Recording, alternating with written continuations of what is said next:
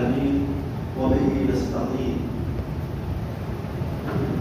إنما المؤمنون الذين آمنوا بالله ورسوله ثم لم يرتابوا وجاهدوا بأموالهم وأنفسهم في سبيل الله أولئك هم الصالحون.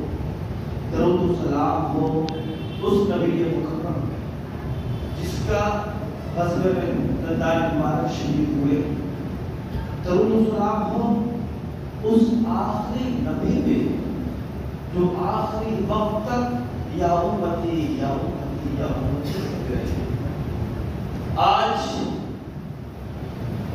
میں آپ لوگوں سے وقت کے سلسلے میں مخاطب ہوں اور میں آپ کو بتا دوں کہ پہلے آپ یہ بتائیں نماز زندہ پڑھتے ہیں یا مردہ پڑھتے ہیں؟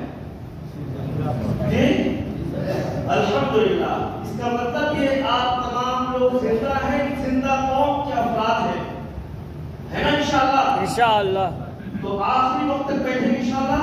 اس میں ہمارے درمیان ایک انٹلیکچوئلز, ایک اسکالرز حاضر ہیں انشاءاللہ. میں چند باتوں کو اپنی بات ختم کر کے ان کو بلانے کی کوشش کروں گا, لیکن ہاں یہ سن کر اب آپ پہ یہ فرض ہوتا ہے کہ تحفظ اوقاف ہر افراد کا دینی فریضہ ہے. اب آج سے آپ نمازی کے علاوہ قاضی اور مجاہد بھی بنیں گے انشاءاللہ. انشاءاللہ. آج ہم لوگ ایک اہم بات کی طرف آپ کا توجہ کرنا چاہتے ہیں.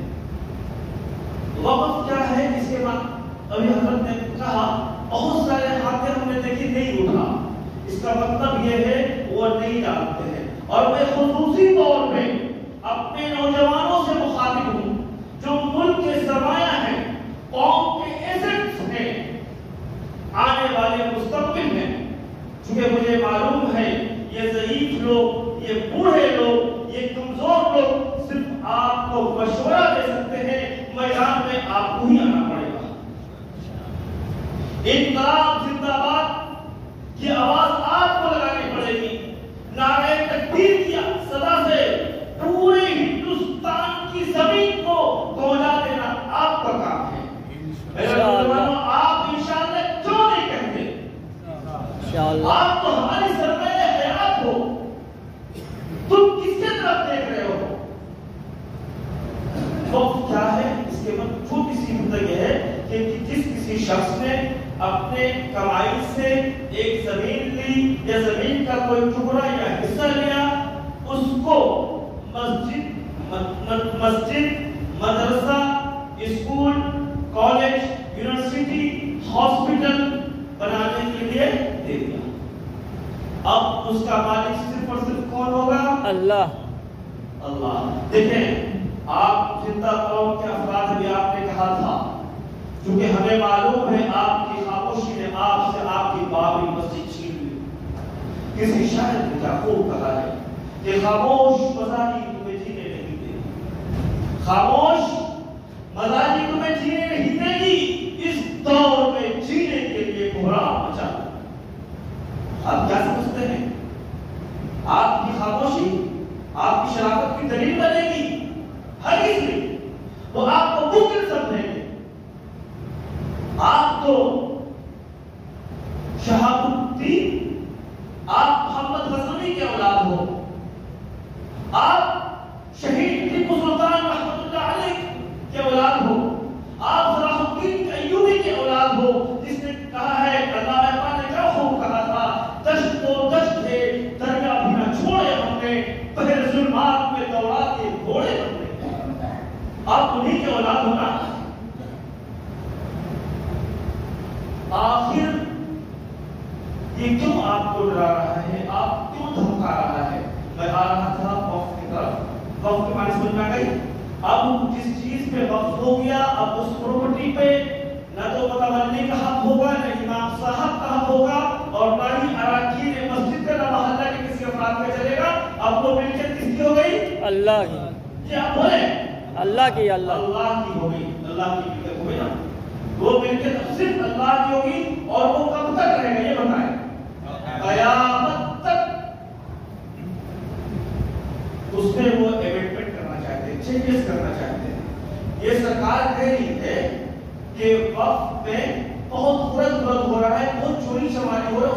اصلاح کرنا چاہتے ہیں. بھائی اصلاح اگر کرنا ہے تو ہماری زمینوں پہ جو سرکار کے دفاتر بنے ہوئے ہیں, جو سرکار کے آفیسز بنے ہوئے ہیں, بلکہ بدر الدین اجمل نے یہ کہا ہے کہ ابھی جو پارلیمنٹ ہاؤس بنی ہے نا, وہ سرکار کے املاک میں ہی بنی ہے. آپ کو پتا ہے اینٹیلیا بمبئی میں امبانی کا جو گھر بنا ہے وہ ہمارے وقف کی پراپرٹی پہ بنی ہے. آپ کو معلوم ہے یہ ہاؤس جو میدان ہے, یہ جو گورنمنٹ ہاؤس ہے وہ ہماری زمینیں تھی. لیکن افسوس یہ کہتے ہیں اصلاح کریں گے. بھائی اصلاح کا طریقہ یہ ہے کہ آپ نے جن ہمارے پراپرٹی سے قبضہ کر رکھا ہے وہ ہمیں واپس کر دیں. یہی نا مطلب ہے. وہ کہتے ہیں نہیں, اصلاح کے نام پہ انہوں نے وقف کے نام کو چینج کر دیا. ہماری تمام کتابوں میں کیا لکھا ہوا, وقف اتنا لمبا چوڑا نام کر دیا. گویا کہ یہ آپ کے وجود کو مٹانا چاہتی ہے.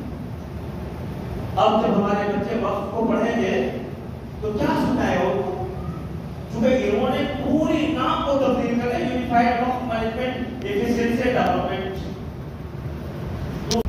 بھائی ہم میری پراپرٹی ہے, ہم چاہ رہے ہیں کہ ہم وقف کریں تاکہ مرنے کے بعد ہم کو اس کا ثواب ملتا رہے. یہ صدقہ جاریہ ہے, قیامت تک جب تک وہ قائم رہے کہ آپ کو ثواب ملتا رہے گا. تو ہم لوگ وقف کرتے ہیں جو اللہ کی پراپرٹی ہو گئی. تو اب انہوں نے یہ کیا, وقف کرنے کے کچھ شرائط رکھے, کچھ ٹرمز اینڈ کنڈیشن. سرکار کنڈیشن یہ ہے کہ آپ 5 سال تک پریکٹسنگ مسلمان ہونا پڑے گا. گویا کہ 5 سال پہلے آپ کو مسلمان ہونا ضروری ہے. اس کے علاوہ شریعت محمدی پہ آپ کو پابند رہنا لازم ہے. اگر میری 2 بیگھہ 3 بیگھہ کئی ایکڑ زمین ہے, ہم چاہ رہے ہیں کہ وہاں پہ ایک ہاسپٹل بنائے مسلمانوں کے لیے, ایک مدرسہ بنائے مسلمانوں کے لیے, ہم چاہیں گے تو وہ یہ کہے گا کہ بھائی آپ شریعت کے پابند ہیں.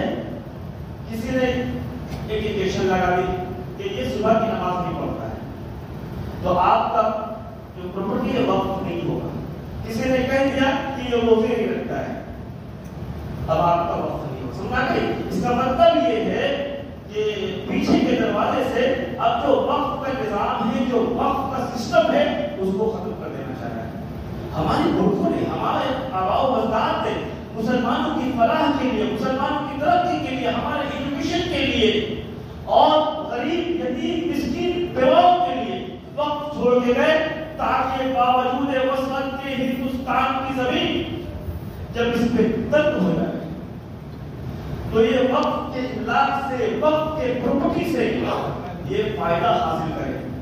لیکن افسوس یہ سرکار ایک کالا قانون لا کر ایسے نظام کو نافذ کرنا چاہتی ہے جہاں پہ نہ ہمارے مسجدیں محفوظ رہیں گی, نہ مدارسیں آباد رہیں